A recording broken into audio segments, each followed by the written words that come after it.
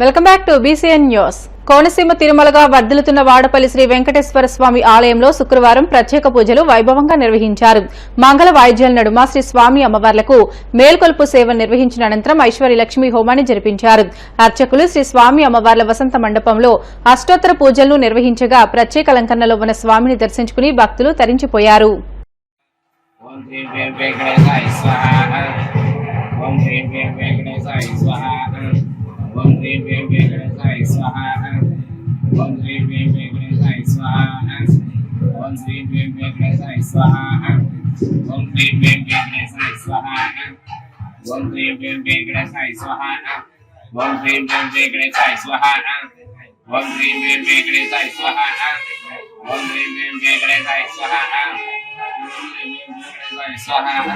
Om Prasattamaya Namaha. Om Bhuvishwaraya Namaha. Om Paranjyotishe Namaha. Om Vaikunthapaye Namaha. Om Avyaya Namaha.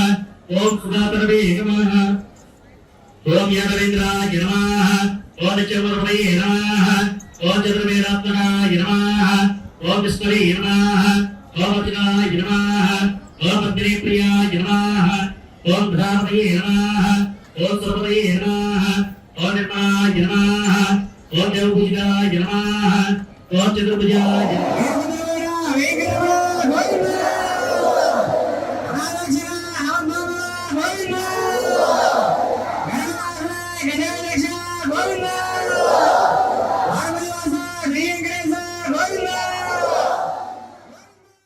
పశ్చిమ గోదావరి జిల్లా మొగల్తూరులో mini lorry దూసుకొచ్చిన సంఘటనలో మృతి చెందిన 3 ఉపాధి కార్మికుల కుటుంబాలను ప్రభుత్వం అన్ని విధాలా ఆదుకుంటుందని ప్రభుత్వ విప్ నర్సాపురం ఎమ్మెల్యే బొమ్మిడి నాయకర్ హామీ ఇచ్చారు.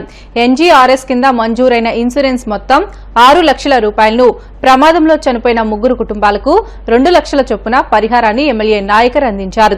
ఈ సందర్భంగా ఆయన మాట్లాడుతూ ఉపాధి హామీ ఇన్సూరెన్స్ కింద మరో 8 లక్షల రూపాయలు మంజూరు కావాల్సి ఉందని అన్నారు. ఇందులో మృతురాలు పావనికి 4 లక్షలు, మిగిలిన ఇద్దరికి 2 లక్షల రూపాయల చొప్పున ఇన్సూరెన్స్ వస్తుందని అన్నారు. త్వరలో ఈ మొత్తాన్ని కూడా బాధిత కుటుంబాలకు అందిస్తామని అన్నారు. ఇవి కాకుండా వెహికల్ ఇన్సూరెన్స్ తో పాటు ప్రభుత్వం నుంచి మరికొంత మొత్తాన్ని మంజూరు చేయించి మృతుల కుటుంబాలను ఆదుకుంటామని నాయకర్ హామీ ఇచ్చారు.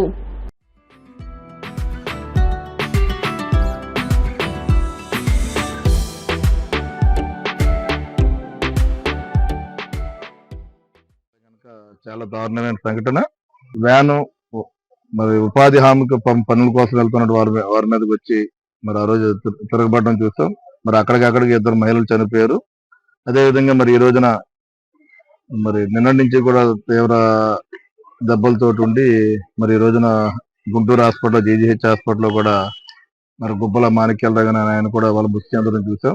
నిజంగా చాలా దారుణమైన సంఘటన ఇది. వాళ్ళ కుటుంబానికి తీరం లోటు. మరి నిన్న వెంటనే జరిగిన వెంటనే కూడా మొత్తం టీం అందరూ కూడా అటు ఎండిఓ గారు కానీ, పోలీస్ వ్యవస్థ కానీ, ఆర్డీఓ కానీ మేమందరూ కూడా అక్కడే ఉండి వారికి అన్ని రకాలుగా కూడా మేము సహాయ చర్యలు చేయడం జరిగింది. అదేవిధంగా ప్రభుత్వం నుంచి కూడా మేము వెంటనే కూడా ప్రభుత్వం దృష్టిలో పెట్టడం జరిగింది. ఏదైతే ఉపాధి హామీ పనుల మీద వెళ్ళిన వారికి ఏదైనా యాక్సిడెంట్ లో చనిపోతే కనుక 50,000 రూపాయలు వస్తుంది.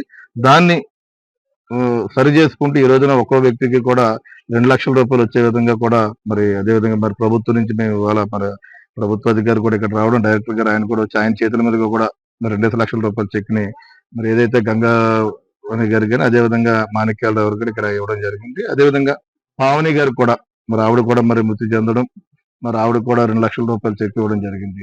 మరో 2 లక్షల రూపాయలు అదనంగా ఏదైతే మరి మాణిక్యాలరావు గారికి కానీ, గంగా భవన్ గారికి వాళ్ళిద్దరికి కూడా మరి తలా 2 లక్షల రూపాయలు కూడా ఇన్సూరెన్స్ ద్వారా కూడా వచ్చే అవకాశం ఉంది.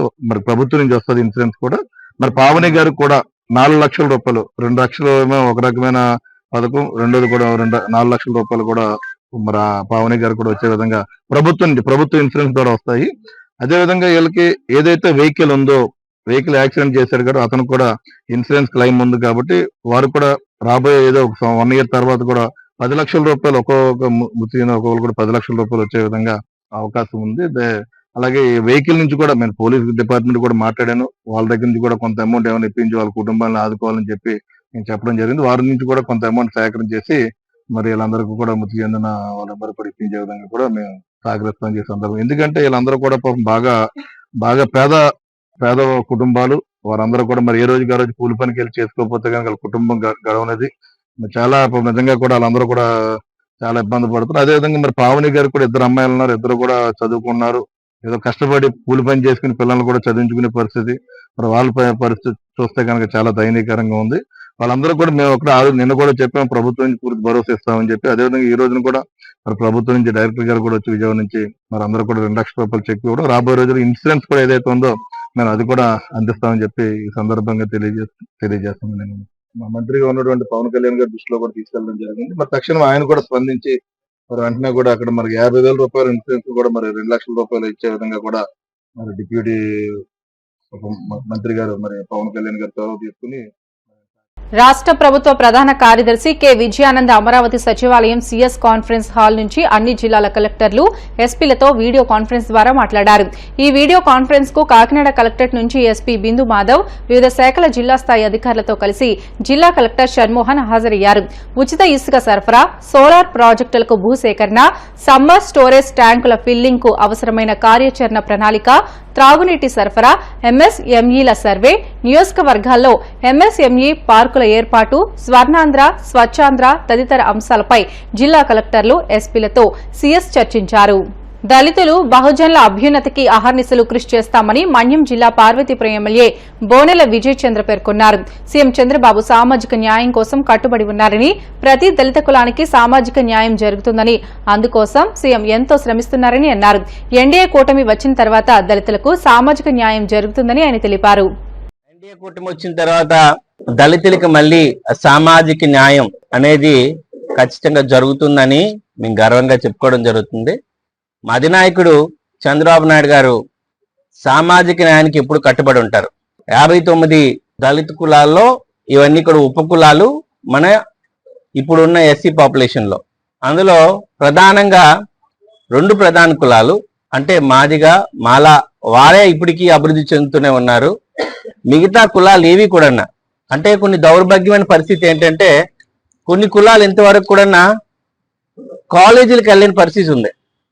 కొన్ని కులాలు ఇంతవరకు డాక్టర్స్ లేని ఫ్యామిలీలో, కొన్ని కులాలు లాయర్ అంటే తెలియదు.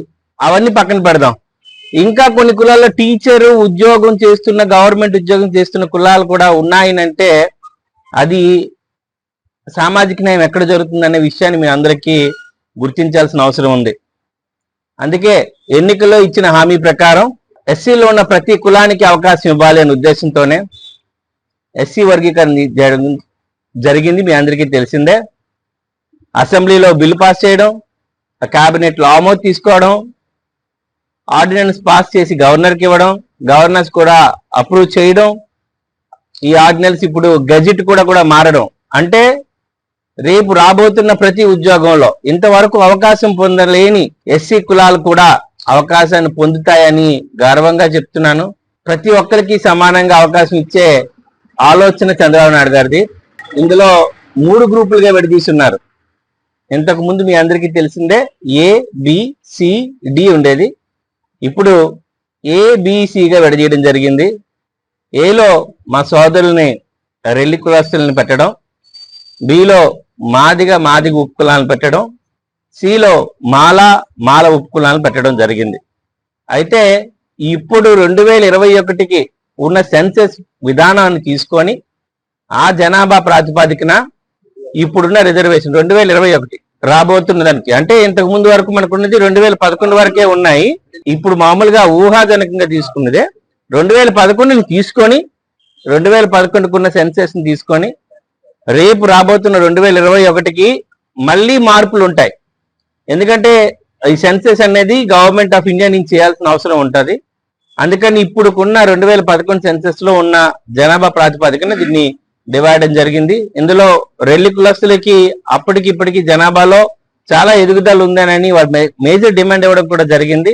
దాన్ని కూడా పరిశీలన తీసుకొని వాళ్ళకి రావాల్సిన ఏదైతే జనాభా ప్రాతిపదికన వస్తుందో దాన్ని కూడా సవరించడం జరుగుతుంది. అలాగే మాదిగుల్లో కూడా అప్పటికి 2011 కాకుండా 2021కి ఉన్న జనాభా ఎదుగుదలను చూసి అప్పుడు కూడా మార్చడం జరుగుతుంది అనే విషయాన్ని కూడా కేంద్ర కేబినెట్ అలాగే మన రాష్ట్ర కేబినెట్ కూడా రెండింటికి పంపడం అంగీకారం కూడా జరిగింది.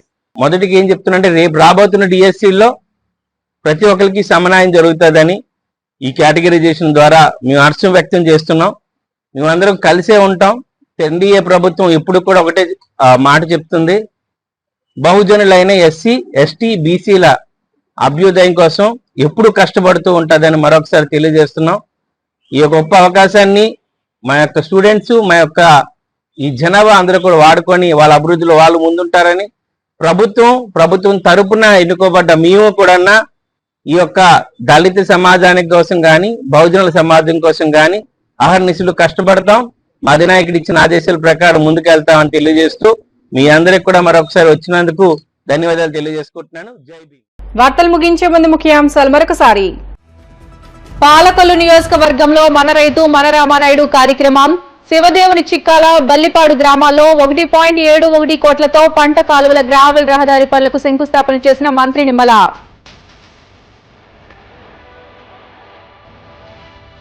రాష్ట్రంలో విద్యుత్ రంగానికి చీకటి రోజులు వచ్చాయన్న YCP MLC Arun Kumar. Chandrababu true up ఛార్జీలు రద్దు చేస్తామని చెప్పి వంచారని ఆగ్రహం.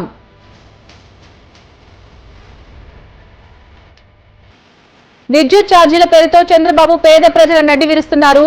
వైసీపీ కడప జిల్లా అధ్యక్షుడు రవీంద్రనాథ్ రెడ్డి ఫైర్. వాడపల్లి వెంకన్న ఆలయంలో ప్రత్యేక పూజలు, మంగళ వాయిద్యాల నడుమ శ్రీ స్వామి అమ్మవార్లకు మేల్కొల్పు సేవ, ఈశ్వరి లక్ష్మీ హోమం. ఇవి ఇప్పటివరకు బులెటిన్లోని అప్డేట్స్. మరిన్ని వార్తల కోసం BCN digital YouTube channel, Facebook పేజీని ఫాలో అవ్వండి. అప్డేట్ వార్తల కోసం ప్లీజ్ డూ సబ్స్క్రైబ్.